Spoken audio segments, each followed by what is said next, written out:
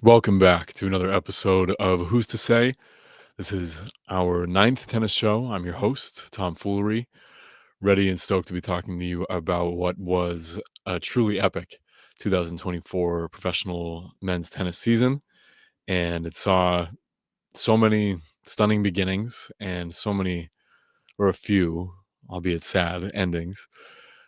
The conclusion of a 20-year career for Rafael Nadal, who for some time was a foil of my fandom of Roger Federer and was a valuable one. You hear from Roger and Novak themselves and Andy and every other player who's played against them, and then the inspired generation that looks up to them as real professionals and role models. And Rafael Nadal is no exception, truly world class. And several other players were winding down their career that were part of the arc of my tennis story, just as a first as a fan and then as a student, and coming to appreciate just the level of tremendous competition that I felt treated to, and I know a lot of many people do, to be beloved fans of people who are retiring, uh, like Rafa, of course, and then it's escaping me for a moment who else, because I don't want to put anyone in the grave too early. But even still, just reflecting on people that Nadal used to play with, the Kei Nishikoris and Juan Martin del Potros, and people who were Marin Cilic, people who were always very competitive, and the murderers row that people like Rafa and Roger and Novak and Andy had to wade through every time, and yet they were, it seemed, in nearly every semifinal or final, and yet there were four of them competing for one trophy. It's just remarkable. I mean, almost in no other sport do you have. I mean, the individual sports being the exception. When you have a handful of fighters who maybe they're not all, but this is the thing, they're not in the same weight classes as fighters. You can have a couple of legends and really dynamic upstarts too, and they're not fighting each other. uh, Golf is close. It's not as physical, we know. And then, well, for team sports, it's just these days, at least these days, especially in football, it's so rare to have four or five teams that you really think are hell bent on a Super Bowl meeting and a finals clash, and it's really just a team at a time. I mean, for so many years in the NBA, it's the Warriors, and then maybe a LeBron Eastern Conference team, and then uh, Patriots for sure, and now it's Chiefs, and it's Dodgers and Yankees for baseball. Where all the money's going and where all the attention is going, the cultural focus is going. So that's the experience of watching team sports. This is why I enjoy tennis so much, is to focus on personalities and what they achieve in singular fashion, especially when they're up against other singular talents and personalities that are so dynamic.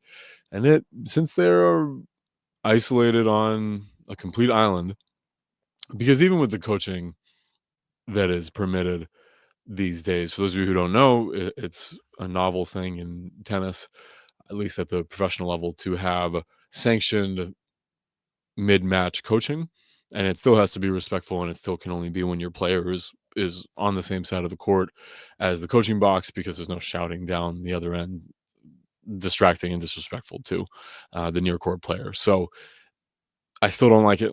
I still don't think it's anything that is of value to the game, because I mean, yes, the experience, and this isn't to say, we all know, who've been watching tennis for a long time, there's still communication and there's still a presence of the coaches and the families and the loved ones in the player boxes, and there's a dialogue going, some largely unspoken, and then when it's spoken, it's part of the entertainment value to watch, is to watch that play out. A guy like Andy Murray, who is now retired, although the big tennis news from this week is that he will be coaching Novak Djokovic in some role.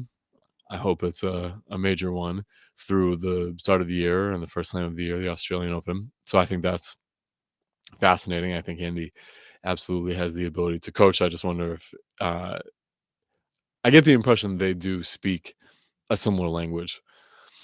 which is interesting for sure, and something we will have to visit on podcasts like this and similar. So storylines from the year for sure, which maybe I'll land the plane with is that kind of movie retelling. In the meantime, hydrating to dive into some statistics. Where tennis it is valuable. If I was a player and a coach, I don't know what I would do to to incorporate statistics to a largely feel game, intuitive game for sure. And I want to be fair and give credit where it's due to bring up tennisabstract.com. Maybe we start with Jannik. No, I'll give you the snapshot of the people this year who was crushing, who was being crushed. Uh, For those of you who don't know, it was Jannik Sinner, the Germanic Italian. I call him the German or the Austrian. It's very there's only a handful of people. Just looking at this top couples list, uh, Alcaraz is certainly Spanish, and Djokovic Serbian, Zverev the Russian, Medvedev the Russian, Fritz again, American but sort of European. Uh, Hurkacz is totally Polish. Holger Rune, totally Nordic and Danish. Tommy Paul, very very American. So there's an interesting mix of player. Tsitsipas is totally Greek. Berrettini, very very Roman, very Roman. Just to say the international allegiances for these players. Sinner just having won the Davis Cup, did finish the world prior to that, winning the year-end finals, beating everybody in sight. Hasn't lost a set in the last. It's almost 30 matches. So everything is a straight sets win, including throughout the U.S. Open, which I think that it he we're gonna look. I think he did drop a set in the U.S. Open because they didn't. Yeah, dropped a set, just dropped a 1-6 set to to Medvedev in their meeting in the quarterfinal before taking the next two 6-1, 6-4. So definitely a level of dominance that is super enthralling to watch. It's almost a foregone conclusion that whoever's up against him is the underdog, and that Sinner has the upper hand to blast off for huge portions of the match, especially in big tilts. So the ELO ranking is interesting. I want to give Jeff his credit. Absolutely, he was good enough to come on the podcast, so we'll talk to him again, no doubt. So this is a snapshot. This list includes only those players. Unlike the official rankings, ELO ratings gives credit for who you play, not the round or tournament in which you play them. And he does have lots of material on that. That's why I like to look at these, because that's why I make the finer point of uh, no matter when Novak has played Andy or Roger or Medvedev or Sinner. I mean, for it to be in quarterfinals or round of 16s or whatever, uh, it still matters who you play. And to play the same high level over and over again and come out on top, or you have a close split, all very interesting. So, uh, despite the fact that Novak Djokovic is 14 years the senior to Sinner, and almost 16 years the senior to Alcaraz, it is still remarkable that we're talking about him as the third best player. I would say fourth best, because Zverev was absolutely among that conversation this year. I'd have to go back to my prediction podcast at the beginning of the year. Medvedev taking if not a step back in his game, a plateau. Fritz making big strides forward when they're to the net. They're great because he can end some points pretty easily at the net. Seeing Tommy Paul have a pretty good year, and a guy like Tommy Mahac, who won a gold medal in mixed doubles and competitive in most tournaments and in doubles to a degree, to be playing top 15 caliber tennis for most of the year. Lots of young guys. Artur Fils, I was gonna say, oh, that's funny. International young guys. Rune taking a step back, but he's only 21 and a half years old. So let's remember, he is one of the other youngest guys. Jack Draper at almost 23 years old. Certainly still Feast at 20 years old, Ben Shelton 22. Still a lot of youth for those guys to develop, and you wonder what sort of coaching advice some of these players might get for being able to take steps back in their game to because that is the great challenge for those of us who are willing to improve by almost any means is that you will likely regress before you progress. So, do you have the people around you who are encouraging you that is absolutely worth it?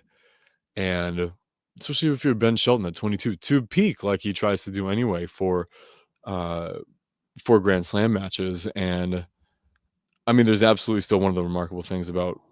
I mean, I absolutely count Andy Murray in that category as well. Of I was gonna say metal man. He's got the metal hip now, but I mean, especially when you watch his documentary, which I believe is still free on Amazon Prime, so I will link to that if I can. It's called Resurfacing, which is a brilliant title, or Resurfaced. Either way, his comeback after the hip, which came at the peak of his career of being the world number one and having won Grand Slams that year and won the tough and close matches against his rivals, and the fitness being there to do that. Huge injury thereafter, which began the downward path of his career. And but for many reasons, he was a mainstay, especially for large tournaments. And but the other guys as well. So he and Rafa, interestingly enough, are in the same category, even though Rafa won way more total. Was despite that Rafa was his uncle Tony, his longtime coach throughout his childhood and deep into his career. Before great coaching moves from Rafa to then go to Carlos Moya, countryman, senior teammate for Davis Cup and competitor on the tour, and another and an OG mentality professional. I'm sure not making things too complicated with statistics or whatever to keep someone like Rafa, who's a consummate professional, on track. So great move on his part.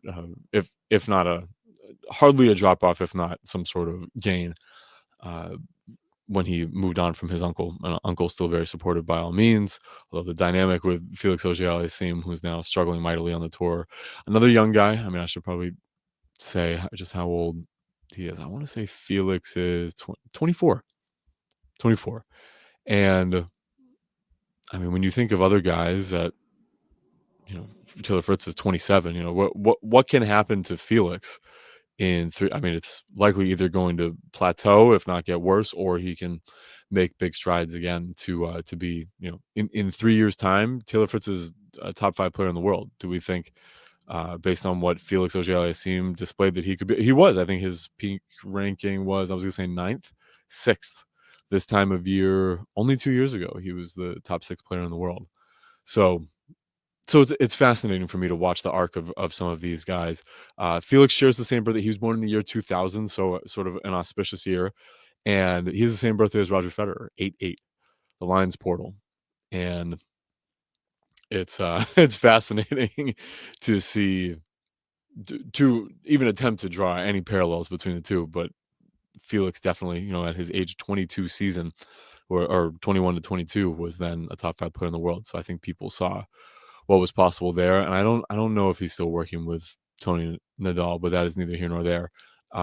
Just to talk about the different dynamics of the tour and who these guys have to see them along their way. Sinner clearly has a great camp. He's added one of Novak Djokovic's former trainers to his camp as well. Two, I think, and he's added two trainers. One's one's a Paisan, and I think the other is a Serbian like Novak. And those dynamics are always interesting to me. Is what's the culture on the tour and who the best players gravitate toward. Just scanning some of these names, I'm thinking of their dynamics. And I mean, Fritz still has a good relationship. Zverev, coached by his father, Alcaraz's father, is always in his camp. But again, having another great Spanish professional, where the Spanish system is 50% tennis, 50% fitness. So I think we can give Carlos Alcaraz that. I don't know if he would equate his focus to that in his camp. What would it be like if it was 70% tennis and 30% fitness? To I mean, growing his game 20%, or at least his tactics or strategy. I think would be fascinating. And yeah, I mean, it might instead of losing matches doing the same old things, which is for him is fairly undisciplined tennis compared to a Sinner, who yeah, I mean, Sinner's still cracking the bejesus out of the ball, and it's the margins are there. It's not overcooked. It's suffocating, and that's what people talk about with Rafa and Novak for sure. Is it's still an aggressive? It might be a moderately aggressive shot, but it's still at your fucking feet, and it's burning a hole in the court, and it is coming back because it's got height over the net, and it's fascinating watching tennis TV, especially, which I encourage if you're a fan to do. Maybe someday the podcast will have a collab so we can bring it to the people because it is so great. They do so much court level baseline view or much closer to court level. So you do get to see the height of the ball. And then if you're watching as well in the near court when the ball is returning, you see the depth therein. And those are the most impressive things, as well as the pace might be third. I mean, it really is the spin factor. So that's trajectory over the net for sure, and depth. And then the angles you get from that, which are crazy when, and it's big guys moving in. Jannik Sinner 6'4". We're going to look at some of the fascinating profile of Jannik Sinner, including no one here is going to be surprised to know that we'll be looking at his astrological chart just for a moment or two. Uh, Born a year later than Felix Auger-Aliassime and many years later than Roger Federer. Roger Federer born 8/8, 88, I believe. Oh, we're gonna look it up real quick because I think it's something dope like that. And he won 8 Wimbledons and 81. Okay, I knew it was a bunch of eights though. Yeah, Leo. I mean, so fascinating that his moon is a Scorpio. Oh, God bless you, Roger. There's so much to say. So much Gemini though. We're gonna talk about that. Novak with a moon in. Oh no, I'm sorry. Alcaraz with a moon in Gemini, and yeah, that might be a really fascinating thread to follow for these guys. But let me dive into some more statistics first to talk about the year and the fact that I saw this Johnny Mack, bless his heart, the 3rd of March. So I believe he's a. Do I have that right? He's a. No, no, that was his peak ranking.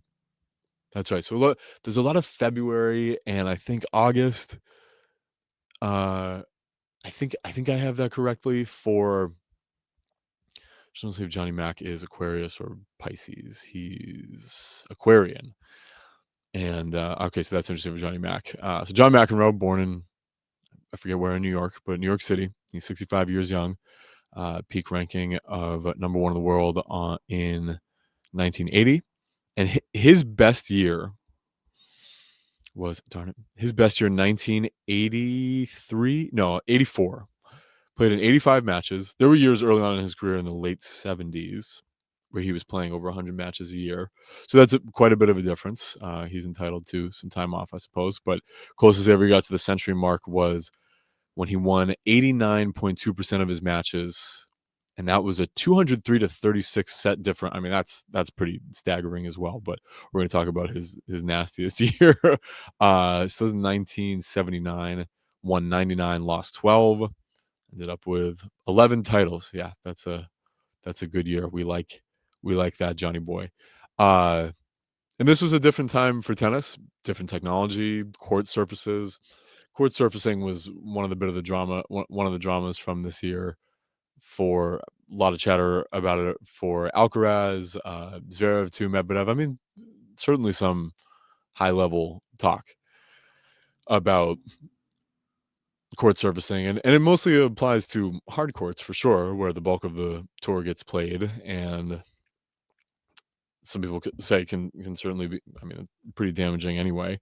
The grass at Wimbledon is so much different than it used to be as well, compared to when Roger Federer started winning them, and even before that, getting progressively slower. So it's not as obvious to serve. But same with hard courts, unfortunately, uh, is the ball getting through the court quick enough where you can serve and volley on either ball, let alone just first serves. Miss the good old days of Johnny Mack coming in behind the second serve. So this, I believe, I assume this is just his singles, because he does have an illustrious. Sorry, I'm just trying to see if I can verify how much he won his doubles record as well. Anyway, his best year, because we're going to compare this to Sinner, his best year statistically, winning percentage wise. How many did you win? How many did you lose? 3 losses to 82 wins, and I think that was 14 titles. Yes, 14 titles. His set percentage was 182 sets won to 20 lost. I mean, if you're only losing 20 sets in a year, that's a good profession. Tie breaks 13-2. I mean, super dynamic. And 66, almost 67% of games won. Shall we compare that to a summer's day? No, we shall compare it to Jannik Sinner's year, where he won 91 and a half, just about percent of his matches, with 74 matches won and 7 losses. So by far his best. Even last year when we saw him on the rise, he won a couple titles last year. Won 4 titles last year, won 9, including the Davis Cup this year. And so 5, including the Davis Cup last year, which he was instrumental in for Italy. And so last year in 84 matches played in 2023, 66 match wins. That's a 78.5% winning percentage to 18 losses. And yeah, I mean, almost completely halved all that. Actually, a little bit more to then only lose 7 matches and missed just a little bit of time. I think 23 was a pretty healthy year, increasingly healthy from 21 and 22. I think he missed a good bit of time in 22 as well. It's just rapid exponential growth for him, which is really cool to watch. And it's it is quite enthralling to see the shift with him and Alcaraz. Alcaraz still giving him hell. They had an insane, I thought one of the best matches of the year, especially for the two of them.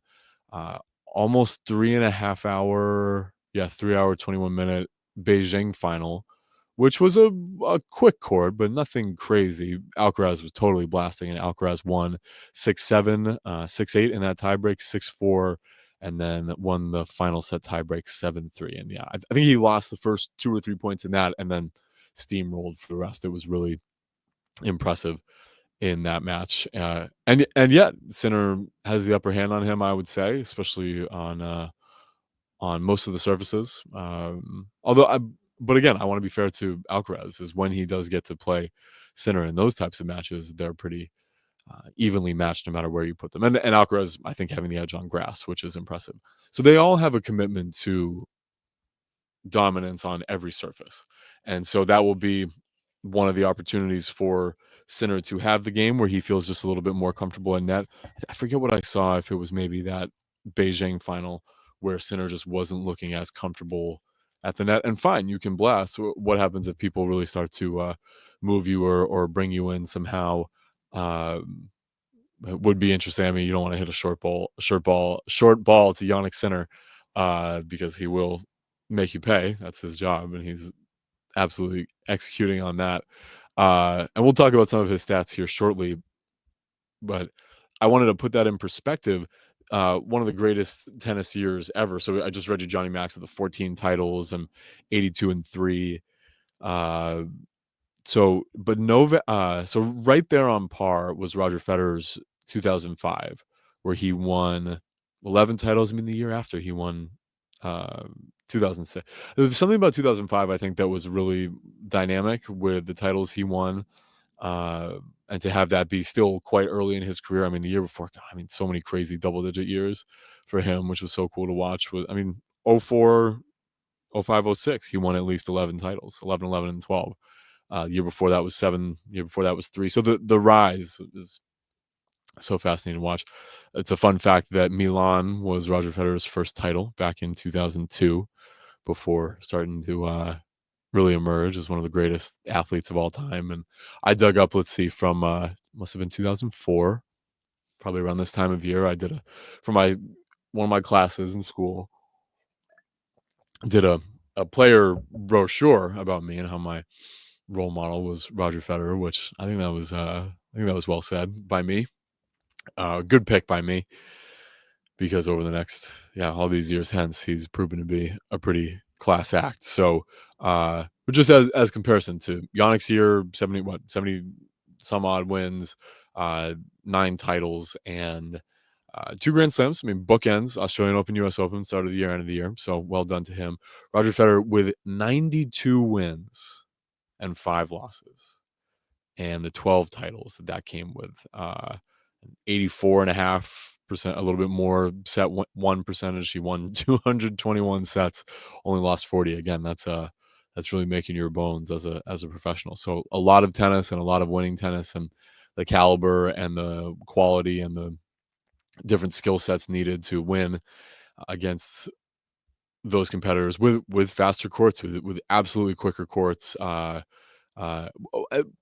Really just distinction on the courts was the grass was fast, the clay was really slow in a lot of places, and those years he had really amazing. I think in '06 as well, he was in the final of Rome with Rafa, fucking 5 hour 5 set match, and some of the best clay court tennis you've ever bloody seen was between the greatest the greatest clay court player of all time and the second greatest clay court player of his generation, and Roger Federer. So, we feel for Roger. If Rafa wasn't nearly that good on clay, he would have had more than just a French and a handful of titles on the other surfaces. So that's what's so interesting as well about Rafa's career is every clay season winning. I mean, for some period, winning 86 clay court matches in a row. It's quite a few titles to sweep up in that in that bag, and yeah. So those two are now officially retired, and we will let them pass in peace into retirement. Especially Rafa, it's so cool watching him as we do from afar. Total voyeurism and nothing really intimate, as it should be. Some would say uh, to just have a glimpse of his family life and start to see his young son at at his matches in the end, and his longtime wife. And yeah, those things are on display. You get to see to some degree a fairly visible aspect of someone's family life. I mean, we don't know every spouse of every quarterback and starting pitcher. I mean, these days there's more visibility anyway for social. But even in tennis, it's not quite as social. It's just on camera when, uh, in a break point, a Novak or a Rafa, misses a sitter, and then they pan over to their family, and the disgust, but it's not disgust. It's just the minor devastation, and then they're clapping their hands and yelling at him support. When Novak's smashing a racket.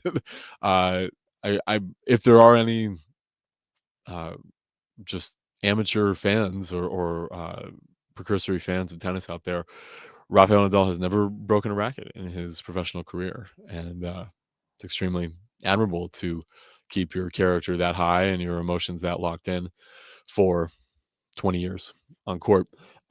Just a quick some highlights of statistics on the service side. Alexander Zverev, huge service year for him. 11.5% of the time he was serving aces at for 808 in almost 90 matches. So he's getting close to 10 aces a match. That's a really big deal. That may not sound like a lot when you're, I mean, for best of three, I think it is when you're getting through whole service games, uh, basically untouched. So I mean, and the extension being, if you're, and you'll see with the other names here, the extension being, if you're hitting aces like that, your first serves are probably free points as well. And I forget if I have that statistic lined up here. Maybe later. That top five is Vera Fritz. Again, huge year for Fritz to be a top five player in the end and have in 76 matches have 79 aces. So yeah, I mean you're right on that 10 per match mark. Hurkacz, injuries cut short his season. Uh, Interesting to see him back already, but huge problem at the service line. Ben Shelton's there as well with 600, but the drop off here 808. So Hurkacz and Zverev and Fritz all around that 800 aces mark, and then I was just thinking to go back to Federer for a second to see his best serving year. If that's possible. Aces, yeah. So like a 12.5. Ooh. Cool. No totals though. But I bring that up because Roger Federer has some of the best aggregate serving statistics of all time. And yeah, I don't think it's as easy as I think to dig that up. So anyway, I don't want to digress too much. Ben Shelton's right there. It's at not quite 700. Aces 11% of the time, and Sinner rounds out the top 5 at nearly 10% of the time. He is serving up an ace, and I mean, there's a lot of great stuff with first serve. I think this is first serve one. Yeah, he's top 3, and then Fritz is there as well at number 4, and then Grigor, good for him, was winning 80% of his. I think that's why at his age and at his stage of the game, and he is playing aggressively, and that does begin largely with the serve. I mean, that's great intense tennis. And then Giovanni Pesci Pericard, for those of you who don't know, is the doesn't have the full profile here, but another 21-year-old, uh, 6'7" or 8", 230 pounds, big black Frenchman. I mean, it's really unreal to see him out there crushing. And what title did he win? Was Basel? Yeah, so quick courts in there, beat Ben Shelton straight sets. Served up a bunch of aces. I thought I saw. Yeah, it was 35% of that match. He was serving up an ace on his serve. So that's just staggering stuff. Uh, and new on the scene. Um, so points won, second serve as well. So like I said, Sinner was right there, top 3. Alcaraz, Sinner, Djokovic were top 3 in second serve points won. So it has to be a good second serve, first of all. And then your emojis have to shift is I'm still winning this point. And there you go. Probably the 3 best players in the world. Zverev sort of taken out by his double fault woes. Still not too bad, but I think he was up there in total. I thought I had that right. Not so bad. So definitely vast improvement for him this year. I want to give him credit. Yeah, he's way down there outside the top 10 for double faults. Forget if I had broken per match. So this was interesting of times broken per match. Uh was the difference between Jannik Sinner and Zverev, who were just about maybe 1 game per match being broken. Alcaraz closer to that too, and then Novak, who was at 1.9, so right at that 2 times per match mark. Certainly a big problem for Korda, Runa as well. You just look at guys taking a step back in their game. Uh, those are the margins, or especially best of 3 tennis. Think about it, best of 3 tennis. If Novak Djokovic is letting slide, and this is the problem as well, as I remember points in the season where he had tons of breakpoint opportunities missed in matches that he either won or lost, but it's the losses that hurt when you're not able to dig into someone's service game like that. And then on your own, you're losing 2 per match. That can be, if it's 1 per set, that's the match in best of 3 tennis. Uh, so those are really interesting trends to watch. Is who is not leaving a lot, really any opening, like a Sinner, Zverev, Alcaraz, maybe once per match. Are they forfeiting their most valuable asset, which is their serve? Now on the return side, which is not necessarily my specialty, what was I looking at? Points won per game uh, was an interesting one, because again, this is, are you able to just dig into someone else's service game? Are you only winning maybe a point, maybe 2 on someone else's service game? Or if you're Alex de Minaur, this is why people say he's a problem, because of his athleticism and his reflex and his movement ability for sure.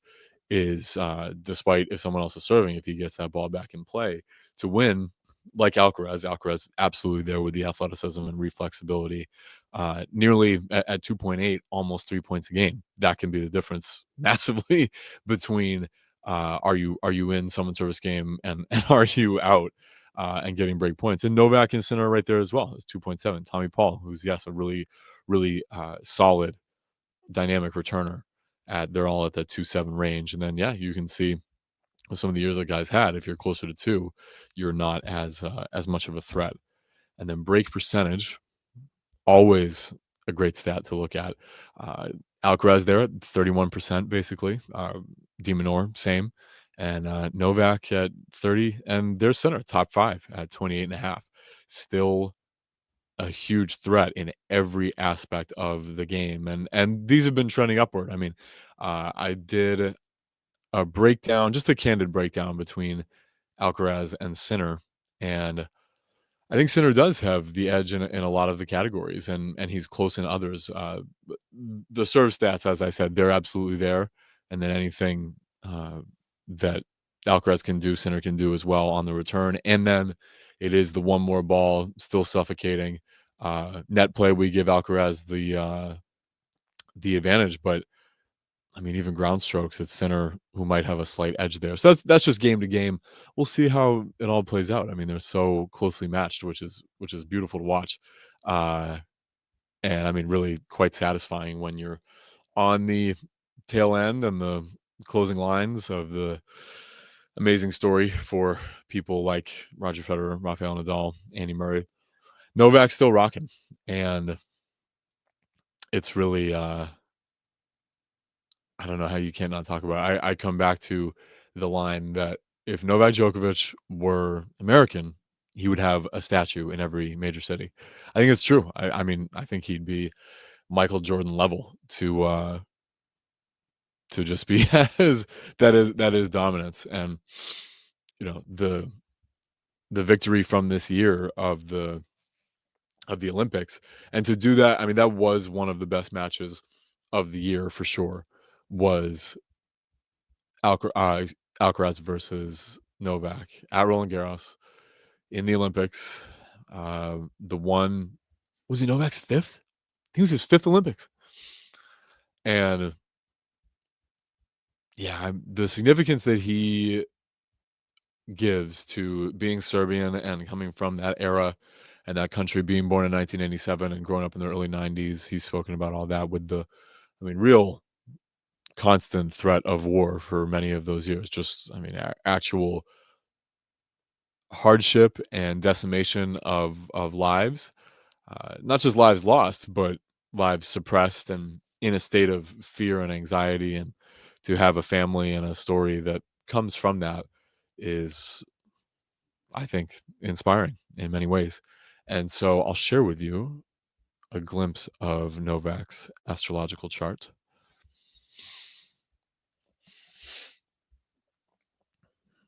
To be a first degree Gemini, because he's right on the cusp there with us Tauruses, myself and Carlos Alcaraz, which we'll talk about him in a minute. Alexander Zverev as well, I believe, is a Taurus. But Friday, May 22nd, 1987, with Moon in Aries. So I mean, emotional experience of that polarity, which is interesting. His sun sign, which is the Gemini, which is the twin. That's what I've attributed to his alternating personalities. It seems to be so intense and diabolical and violent in ways on the court, and then the polar opposite off the court. The gentlemanness and the playfulness and the kindness is evident there. So, but rising into a Capricorn, and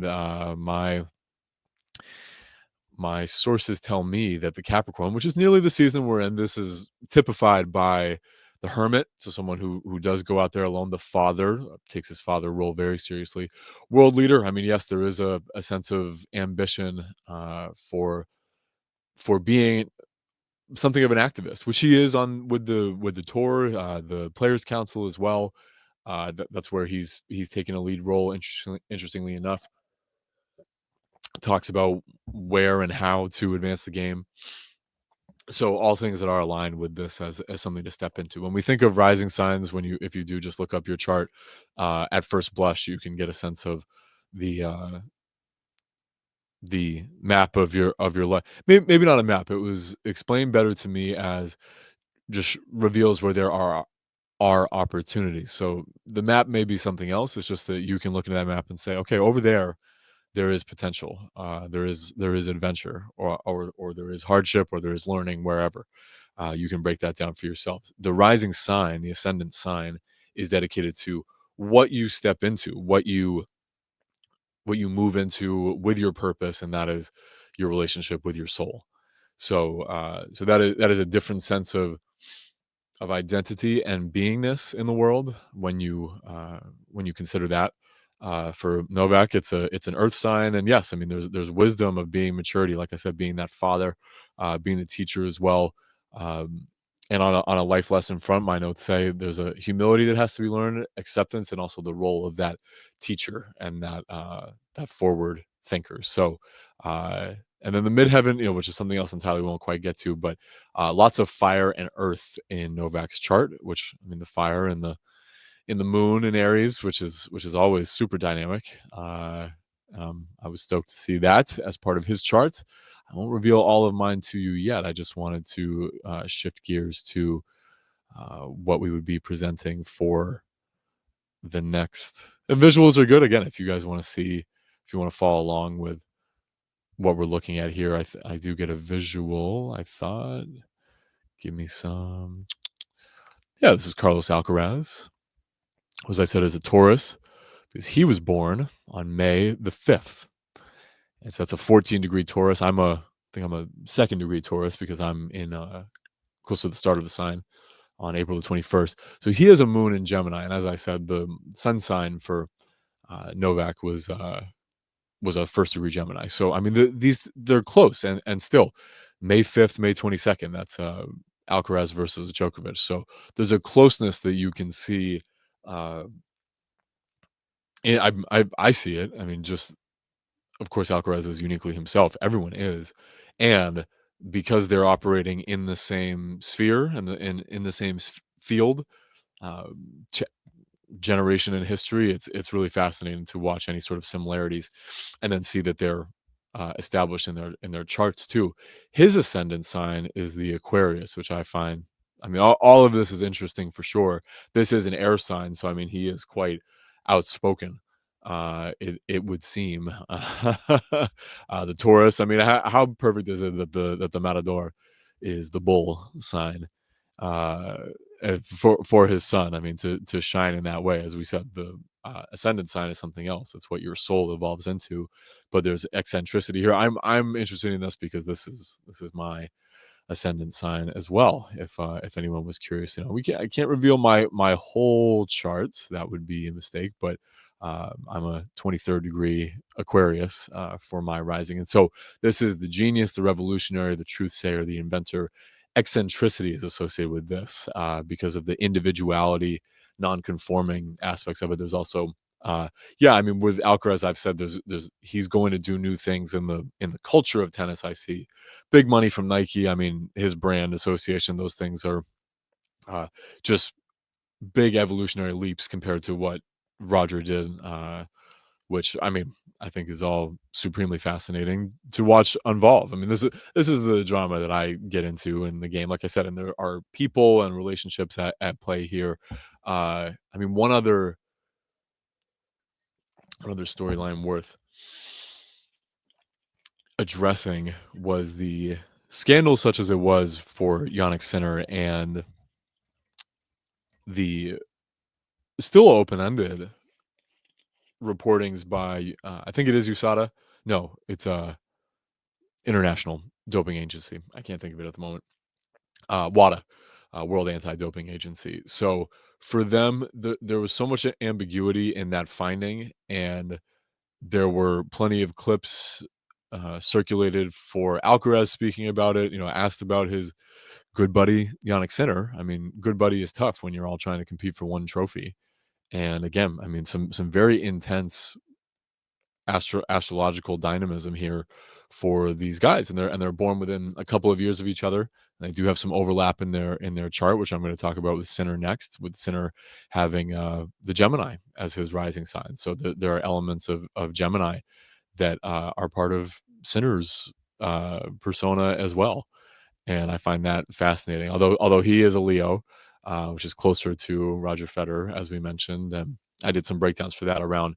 I think the moon was possibly in Leo at the time of the Australian Open. I said, or might have been Mars and Leo. So the warrior spirit, which I thought favored Sinner. Not that it was an outlandish. I mean, it was a cool prediction because of how hard he had to fight in that, going down 2 sets to love against Medvedev in the final, and then dominating the rest of that match, which was really cool to see. But Alcaraz, I mean, so emotional, and the polarity having a Gemini moon.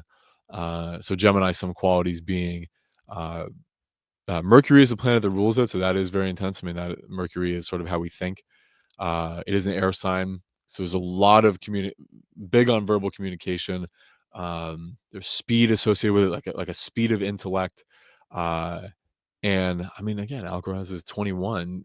He cannot be expected to have harnessed all of that, and just said, I mean, he said whatever he said in defense of and also qualifying the Jannik Sinner situation in some way. And plenty of other people spoke out about it as well, maybe not too publicly, just to say that for there to be so much ambiguity over what we know of as the version of the story that Sinner had an inconclusive test, or it wasn't something that was automatically approved uh, twice, or at least just there's still some order of operations that wasn't met, and WADA did not clear him of any wrongdoing. I mean, there's still some level of suspicion, and there are other players who are asked not to play while that's going on, and those standards are tough. So, do I know if he did anything? No. Am I going to make pronouncements on his character? No. I mean, all that plays out with someone if you give it any judgment over time, and you watch how you handle themselves over time. I mean, how has Lance Armstrong handled himself over time? I think all's well and good. Because he was so awful about it in the beginning, to lie and to demonize people who said he was lying, uh, and then to walk that back. I mean, sure, you have to do it sooner than later, whether of your own volition or not. And I don't know him personally, but people heard him on podcasts and know of people who associate with him. Actually, Cal Callahan, who we spent some time with out in Texas, spent a day with out there at Jared's event for Be Here Farm, Falling to Here, which I've spoken about, was truly superb and fantastic. And yeah, Cal has a good relationship with him, somewhat public, and good bloke. so so whatever happens with Center, he'll have to handle that as a man as best he can. And whatever Alcaraz says is neither here nor there. They all have so much maturing to do anyway.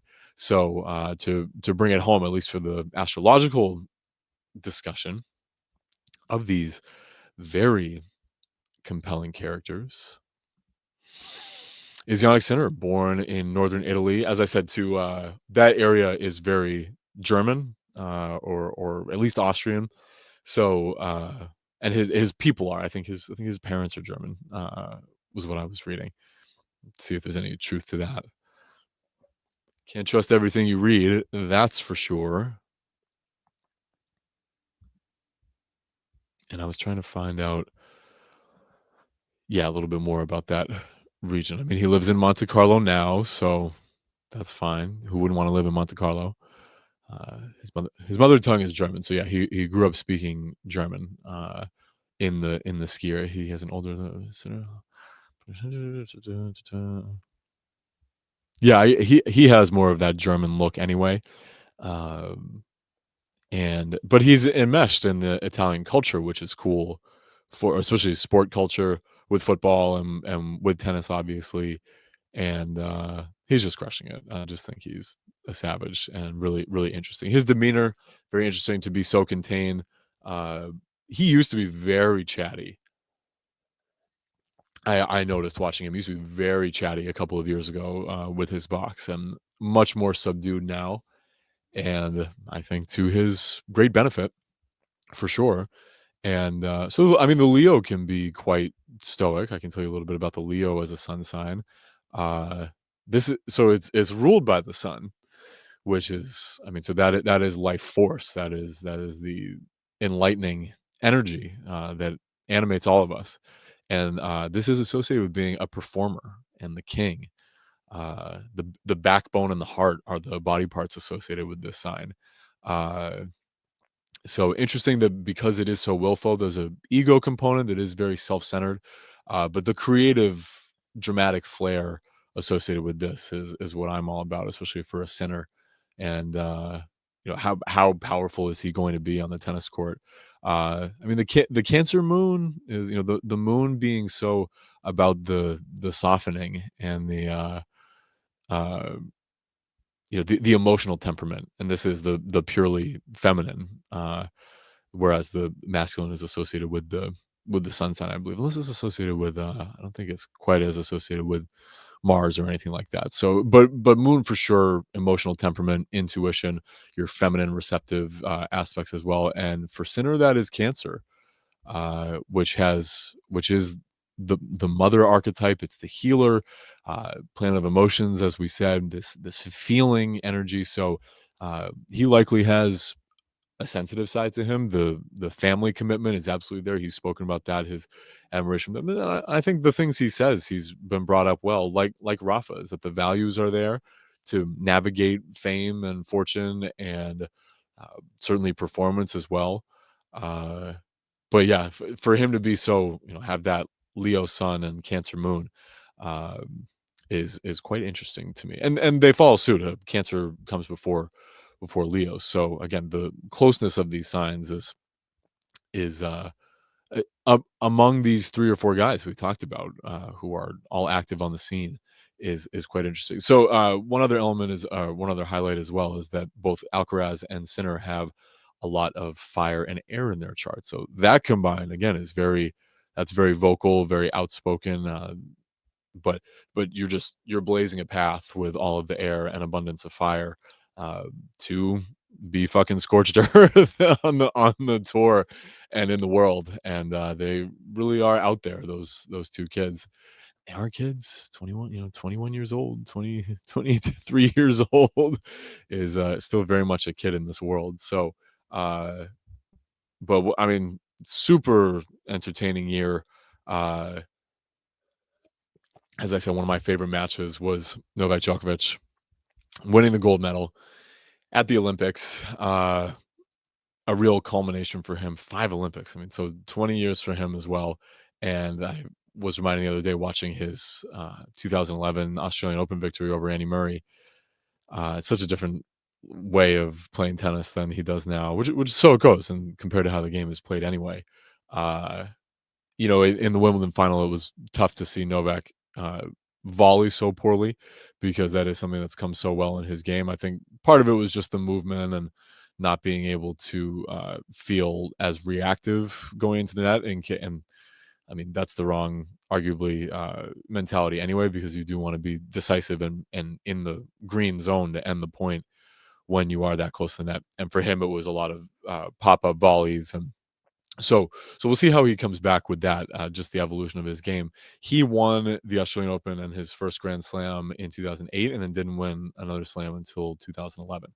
So you could have said that for Dominic Thiem. I mean, he just retired due to injury. I always enjoyed Dominic Thiem on the tour. I thought he was absolutely in the conversation every year and he was trending that way. I mean, he started off 2020 before it got all weird, uh, with COVID and the pandemic, with Australian Open final, and then I think later that year, let's see, no Wimbledon that year.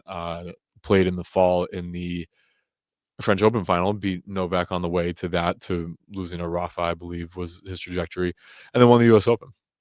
And year before that, in 2019, we were in Indian Wells, just up the street, when he beat Roger in 3 sets there. And we had gone and watched Roger a couple of days before and Rafa, and saw Novak practice, and it was really best days ever there. And such a special place, such a special tournament. So he was absolutely trending that way. And it wasn't. I mean, body mind, as we've spoken about before, intimate, infinite connection. He did talk about his loss of hunger after winning the slam, and so that, I mean, whatever else that was embroiled in for his emotional experience in life, leading to poor recovery from injury and not really being able to step back into where he wanted to be, for the dogged relentlessness that you need as a professional tennis player to battle out there all year long, from fucking mid-January to this time of year to Thanksgiving. So he'll be missed for sure, and hope he find. I'm not going to blame the veganism for all of his problems, but the veganism maybe doesn't help you repair all of the fascia and bones and ligaments and tissue in your body, if y'all catch my drift. So I would have liked to see him. For Novak, it's it's clearly something for him for a time, although I do wonder, for his ability to recover and be tenacious and be relentless. And like I said, the repair aspect to take some muscle in, take some tissue in, and make that part of you. Uh, would that be benefiting him now at this point in the career? I certainly think it's worth a try. Doesn't He doesn't have to go right to bison beef. He can ease his way in with fish, and he probably eat some sushi. I feel like, yeah, I think he's plant based. He said, I don't know. I'd have to do a little bit more homework on that. It is highly plant focused, and I trust from having heard Shervin, with whom I'm loosely connected at Symbiotica.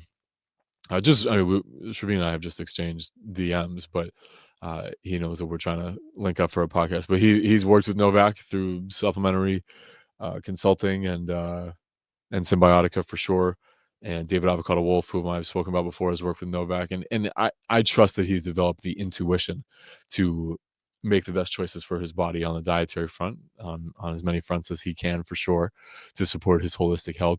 And I've said before, with tennis, they follow the sun, and the climates they find themselves in are conducive to eating abundant fruits and vegetables. Not here in New England, where I'm not really eating too many berries and stuff like that right now, and only a few vegetables that are conveniently fresh to this area. Uh, Thanksgiving, lots of bread and potatoes for sure, coming up in a couple of days. I mean, these are all things I would love to explore more and consider. If if I were to offer to someone for, I mean, this is interesting to me. I wonder if anyone else finds this interesting.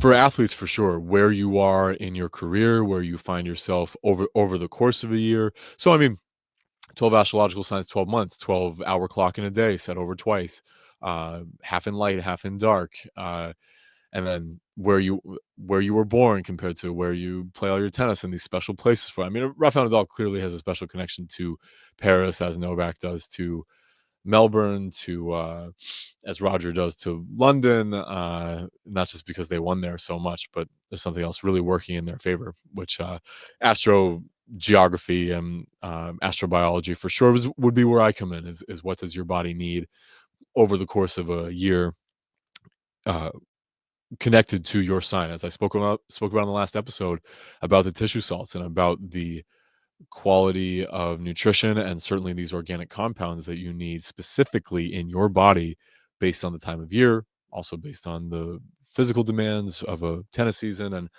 certain surfaces as well. Knowing how to train based on what type of shots you'll be hitting over the course of a year, hard court season or start of the year, clay court season, hard court season, etc. That would be where I would come in and provide my expertise, such as it is. What would I tell Jannik Sinner? he they know what they need to do, I think, to be working on the net game, but the serve is there. So many facets are there. Alcaraz is something else. It's more of a mentality to tap into different resources in his arsenal and in his gas tank as well. Someone pointed out that they felt like the Olympics loss did take the wind out of his sails and left him sort of wounded and scarred. And I think we saw that for sure. I mean, just how emotional he was on court thereafter was quite telling. And I wonder what kind of reset he's getting. Interesting, the sort of deflating experience of Rafael Nadal losing his Davis Cup match. They lost the tie, so he didn't get a chance to compete in another round later that week. That was disappointing for me to watch as a fan, because I thought that Spanish team could have carried them through. And yet, I mean, the Netherlands ended up playing the final against Italy. So what can you do? They put together absolutely a really good team. So excuse me, they're the doubles. I'd have to say more. There's a really great doubles player, Wesley Koolhof, who's retiring from the Netherlands, and great for him to get a last great stretch in the finals there. Although, I mean, the Davis Cup, I wish they would bring back, like most things, I wish they would bring that back for the Masters tournaments, including the year-end finals, play the final as a best of five. I think that's just good tennis. And this isn't like the fucking old days of Rod Laver when they didn't even have tie breaks. You could be playing for days if it came to it, but it should be. it should be a challenge for all of them, just those handfuls of the times of year, and then play the majors, obviously best of 5, and then Davis Cup best of 5 matches and best of 5 sets. Maybe doubles is best of 3, fine. But it's way more fun to have the doubles as an integral part, knowing you're going to get those matches. Yeah, to play it out, I think you should play it out anyway. Maybe not, because right now they do best of 3, and so if the 2 singles win, it is super exciting if it comes down to that one doubles, and then you do, I think, have to lean on the doubles uh, pairings, the professional doubles players, and not just throw Sinner and Berrettini out there, although they did that successfully, which I thought was interesting when you could have it should have been Bolelli and Vavasori, who are top 3 doubles players in the world. So Davis Cup's just weird. It's not what I would implore you all to go out and watch, especially now that it's over and not again until next year. There's way more action. I'm sure there'll be plenty of storylines. Novak's going to be the big one. Having Andy in his corner, what's his schedule going to be throughout the year? How does he pick and play for Masters tournaments and major tournaments, and staying healthy for sure, staying resilient, and because it is a fine line, as we've seen with him and others in the past, is you do have to be in match shape, and that's an emotional and mental shape as much as a physical shape. But the game, being it's one thing to go out and practice and hit great balls. Are you bringing it when the serve is live and when the return is live, and then you're locked in from there? Can How many times do you blink over the course of 2 or 3 or 4 hours? And Novak is the no blink kind of guy. Although, like I said, if you're losing 2 games on your serve per match, there can be some slides. So that's a really big storyline. How does Sinner back it all up? What's he going to improve on? Will Alcaraz settle in? How's Zverev going to improve on this, as since he's distanced himself from the other pack and is now in the conversation with those other top 3 players? Fritz making big strides. I think he's still just a little bit out of arm's reach, although he did get the best of Zverev in the end there at the year-end finals. Uh, Lots of excitement in tennis, and as a student and as still uh, a fan in many ways, like I said, following all these storylines, uh, it's the best show on TV, the greatest show on earth, and deserving of our attention at times. So until next year, next calendar year, next tour year, when we're talking about Australian Open preparations, I know some people who are going, and yeah, I think I'm really most excited to see what the fruits of Andy Murray's labors with Novak would be, because yeah, that's such a cool crossover, and the coaching dynamics do mean something to have confidence. I don't know how many technical and tactical coaches there are. Having tried and trues in your corner is a really big deal, and I would wish that for all of you. I hope you all have great coaches and supporters and teammates in your life, and that you get to hang out with them and rally with them and talk with them and problem solve with them. That's Those are one of the myriad loves that I have for tennis, are those experiences as well. So uh, that's 2024 tour season as I saw it, with some absolute legends.